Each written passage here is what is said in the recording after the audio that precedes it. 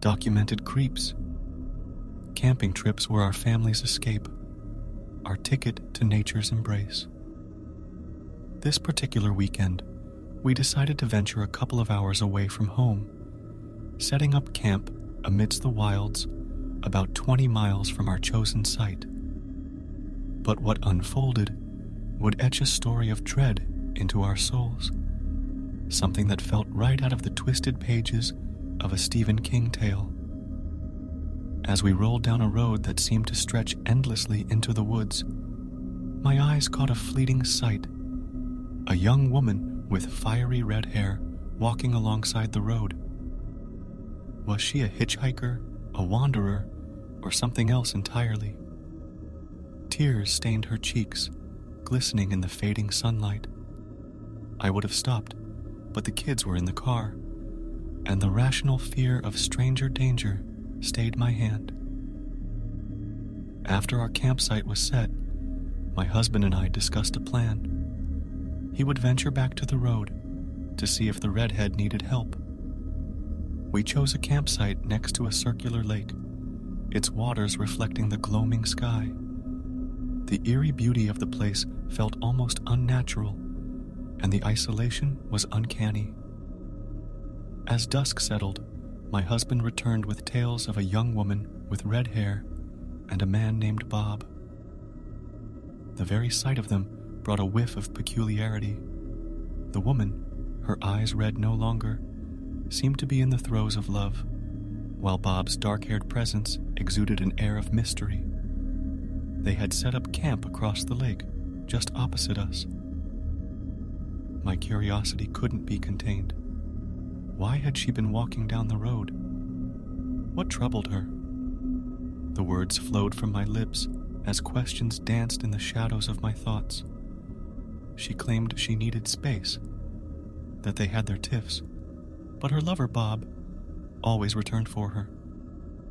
I was torn between skepticism and sympathy. Night crawled its way into our camp, and the lady with the red hair and Bob vanished into their own world. My husband and Bob shared tales of fishing, hoping not to disturb our sleep. Their words seeped with oddity, but we disregarded them as mere quirks. The first strange sound came around 2 a.m., a woman's scream that pierced the night's fabric. My husband shrugged it off, attributing it to the enthusiasm of lovers indulging in their pleasures. But something gnawed at my instincts. I stepped out of my tent, flashlight in hand, scanning the surroundings for any sign of life near the docks. Nothing, just an echoing silence. Later, the night erupted with more sounds, eerie, unexplainable noises that sent shivers racing down my spine. A flash of light illuminated my tent, and then a splash. Just camping noises, I told myself, suppressing the rising dread.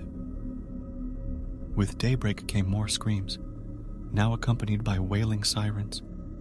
We emerged from our tent to a chilling sight, police cars and officers swarming the scene.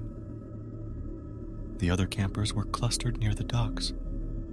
Panic clenched my heart as they pulled her lifeless body from the water. We were questioned, the weight of the night's enigma pressing upon us. The redhead was dead, her throat slashed, a life snuffed out in a cruel manner.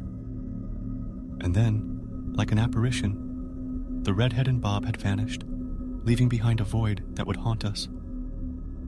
As if the horror wasn't enough, a note was taped to my car, bearing our names, including my kids, along with a cryptic word: vengeance. We were entangled in a nightmare, an intricate web spun in the shadows. The truth came crashing down when a photo from that cursed night revealed a sinister presence across the lake. Bob's face, half lit by the campfire's glow, stared back at us. The eyes of a stranger, the gaze of a killer. It was the face of the devil we unknowingly shared the woods with, a revelation straight from the depths of a Stephen King nightmare.